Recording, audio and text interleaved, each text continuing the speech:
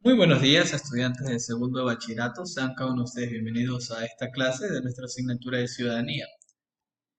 El día de hoy vamos a hablar sobre la forma del republicanismo. Si bien la última clase hablábamos que el republicanismo es un modelo político moderno, el cual se enfocaba básicamente en una democracia directa y en una democracia social. O sea, ¿a qué me refiero? Que directa era porque hacemos referencia a un modelo donde se elige un soberano y este soberano ingresa como representante de los ciudadanos.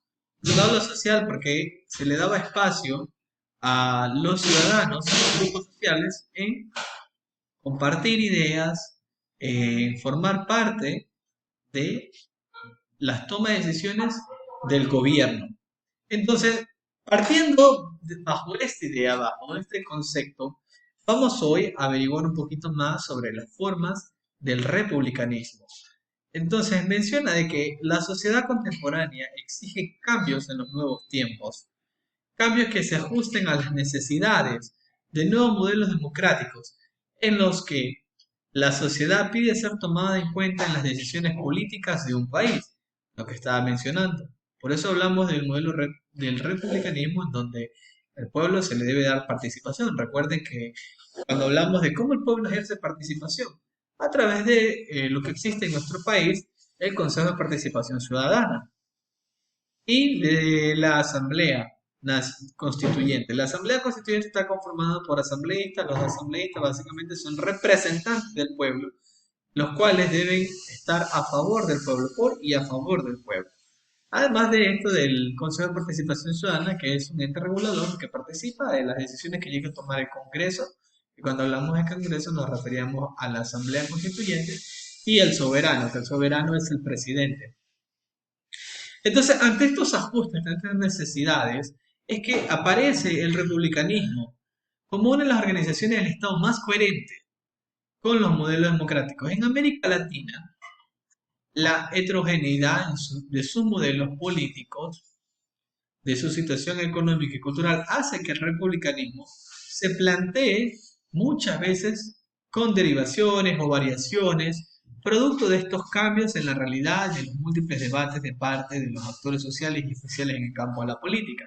Cuando hablamos de heterogeneidad, estamos hablando de la diversidad y hablamos que en América Latina, pues, como es conocimiento público, si bien los países están bien pegados, manejamos básicamente el mismo idioma, eh, en lo que respecta un poco a nuestro color de piel, ciertos países compartimos ciertos rasgos, pero en lo que respecta a culturas, lo que respecta al sistema político, no existe congruencia.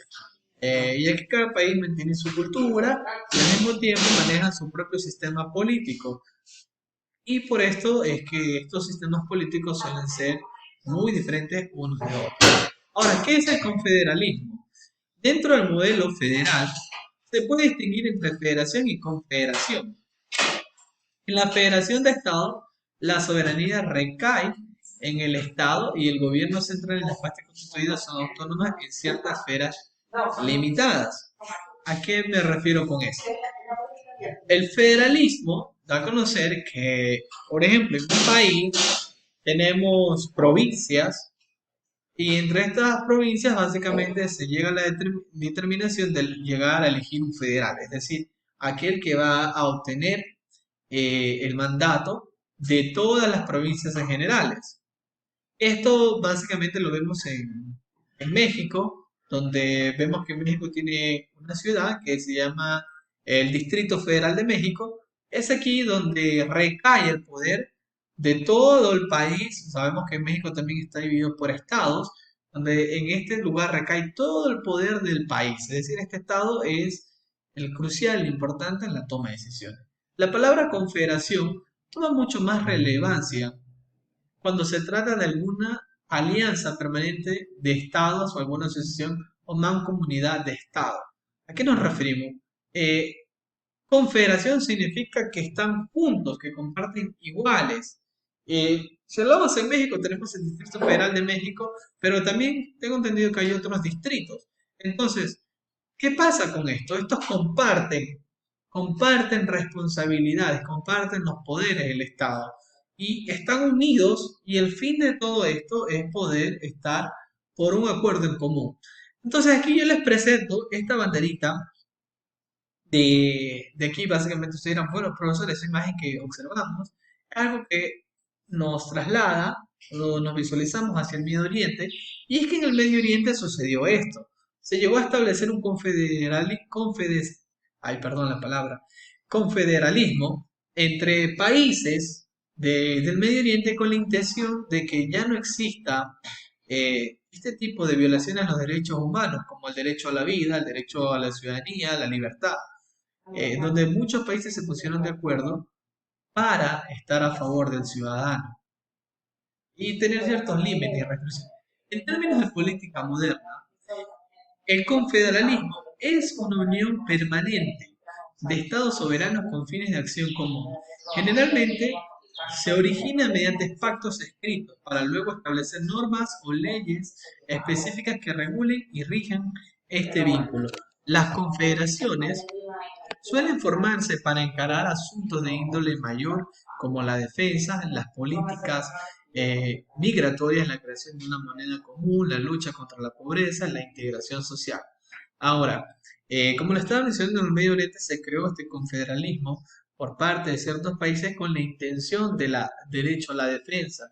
Eh, y también, pues, un ejemplo de esto sería la Unión Europea. La Unión Europea, como ustedes conocen, maneja una moneda en común que es el euro. Entonces, esto vendría a ser un confederalismo donde hay un acuerdo entre varios países por algo, por una situación. Una de las características importantes de las confederaciones es una relación de mutualismo entre las comunidades, en una suerte de interdependencia en la que se comparten recursos e incluso la formulación de políticas. Se defiende de esta forma una interdependencia entre regiones y comunidades, buscando alcanzar un mayor grado de desarrollo, no dentro de una lógica de intercambio, sino de acuerdo a sus necesidades y contando con todos los medios de producción que están en manos de los grupos locales. Ejemplo de confederaciones que se han dado históricamente en América Latina, tenemos en Argentina en el siglo XIX, donde las provincias con gobiernos federales se amalgaron en una segunda etapa, la cual fue conocida como la Liga Federal, hegemonizada por el caudillo bonaerense Juan Manuel de Rosas. Término Confederación Argentina sigue siendo oficial del país, al igual que otras denominaciones utilizadas en constituciones preexistentes. Ahora, otra confederación fue la de Perú-Bolivia. La de Perú-Bolivia fue un estado el cual ya desapareció, constituido por la confederación de tres estados, dos de ellos de efímera existencia, el estado norperuano, el estado surperuano y el estado de Bolivia, que a su vez eran una república bajo el gobierno del mariscal boliviano Andrés de Santa Cruz, supremo protector de la confederación Perú-Bolivia, pero esta ya dejó de existir. Ahora, otro ejemplo de confederación, el que le estaba mencionando en el continente europeo, tenemos la Unión Europea, que puede ser considerado un claro ejemplo del concepto de confederación, al ser una agrupación de estados soberanos. ¿Por qué hablamos de estados soberanos? Es decir, que son países que tienen un representante, que definen políticas comunes en diversas áreas jurídicas. Definieron de que en la economía se iban a manejar con una moneda y que esa moneda iba a regir bajo todos aquellos países que estaban dentro de esta unión. Así lo ha definido, por ejemplo, el Tribunal Constitucional alemán en la sentencia Machig del 12 de octubre de 1993. Muy bien, ahora, ¿qué es el federalismo? Ya hablamos de lo que era el confederalismo. Ahora, ¿qué es el federalismo? El federalismo como doctrina plantea una organización del Estado eh, en la que diversos organismos, que estos pueden ser provincias, que pueden ser estados, regiones, se asocien cediendo y delegando el poder a un organismo superior que será el Estado federal. Es lo que hace un momento le estaba hablando. La diferencia entre el federalismo y el confederalismo es que en el confederalismo está la compartición del federalismo. ¿Y qué es el federalismo? Lo que estamos mencionando aquí, que el federalismo es el poder que se le otorga a un organismo central autónomo y poder propio determinada y determinadas competencias que se le da a aquel Estado federal. Una constitución establece la distribución de poderes. Existe una división territorial que refleja las partes que conforman la estructura federal se da una descentralización, existen varios locales, disponen de una Suprema Corte de Justicia. Ahora, pensemos por un momento, supongamos que tenemos en el Ecuador, tenemos las 25 provincias. Y de estas provincias, básicamente se llega a determinar que Guayaquil va a ser la provincia federal. Es decir, que en la ciudad de Guayaquil va a estar todo el poder supremo, que va a ser una ciudad autónoma y que va a tener las competencias suficientes para poder tomar una decisión por el resto de provincias. Entonces, ese es un claro ejemplo. Ahora, ¿cuál es la tarea referente al día de hoy? La tarea consiste en ir a este link, ver este video. Este video va a mencionar sobre los tipos de república. Lo que usted debe hacer es redactar en Word cuáles son los tipos de república que usted logró observar a partir del video. Muy bien, jóvenes, ha sido un gusto haber participado con ustedes. Que tengan un excelente día. Nos vemos en nuestra próxima clase.